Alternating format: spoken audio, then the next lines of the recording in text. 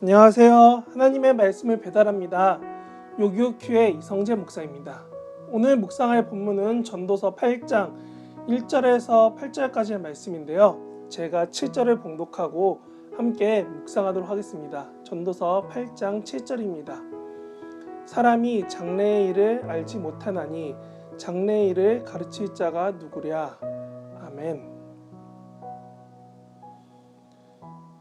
저는 참 감정을 읽기 쉬운 사람이라고 알고 있습니다. 무슨 마음만 먹으면 이 얼굴에서 바로 팍팍 티가 나니까 어떻게 거짓말을 잘 못하겠더라고요. 저 같은 사람도 있고 오히려 잘 컨트롤하는 사람도 있지만 결국 사람의 마음과 생각이 이 얼굴과 말에, 시선에, 표정에 쉬 나타나곤 합니다. 우리는 이런 인간의 순리를 알기 때문에 사람을 만나는 사람들은 더욱더 조심하게 얼굴에 나쁜 모습을 안 보이려고 노력합니다.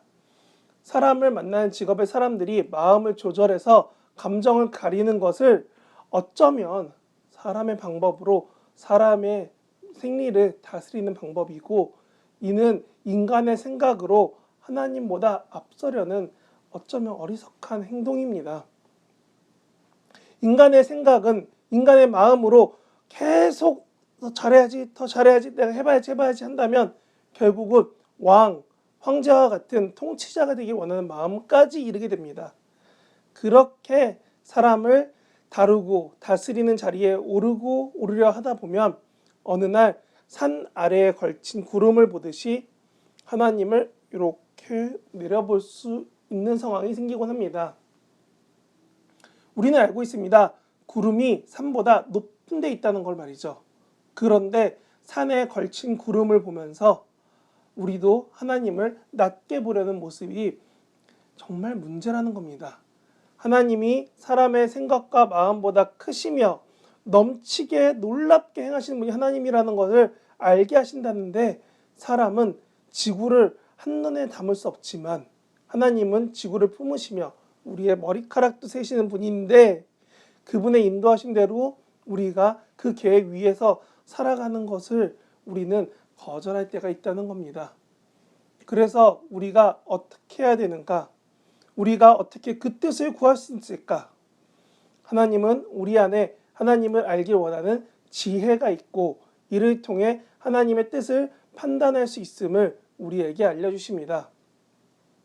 우리가 이 지혜를 가지고 하나님을 찾고 만나고 구해야 한다는 것을 우리는 지혜를 통해 알 수 있습니다. 하나님의 놀라운 부분은 바로 이 하나님의 뜻을 구하며 그 안에 하나님의 인도하심을 따라 살아갈 놀라운 은혜가 있음을 우리가 이 성경을 통해 알 수 있다는 겁니다.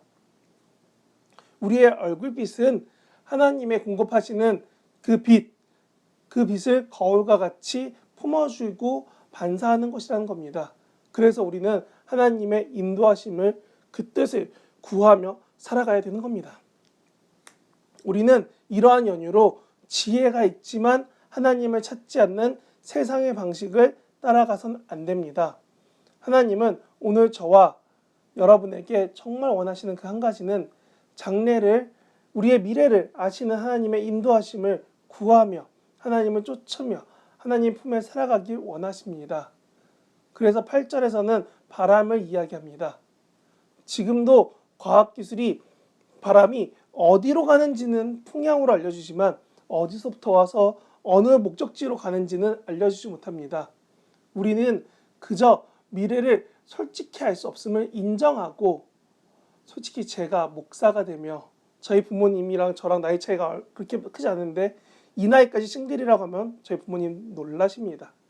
이렇게 인간이 알 수 없는 그 많은 미지의 영역 가운데서 아는 한 가지, 우리가 하나님을 구해야 되고 하나님을 만나야 된다는 걸 잊지 않는다면 오늘 하루 이 허무한 마음, 알 수 없는 상황, 인도하심을 구하지만 따르기엔 너무나 어려운 결단이 필요한 오늘의 이 전도서 상황처럼 교회 여러분의 봉사 요청과 리더 요청과 세계의 금리가 어쩌고 상황이 어쩌고 내 월급이 어쩌고 하는 이런 여러 가지 불확실성 속에서 나의 열심을 쏟지 말고 오직 하나님께만 내가 하나님 바라보고 구하고 살겠사오니 주여 내가 하나님을 사랑하며 하나님을 섬기며 살아갈 수 있게 인도하여 주시옵소서라고 기도하고 구하는 저와 여러분 되시길 진심으로 바랍니다. 이번에 리더해 보시면 어떨까요?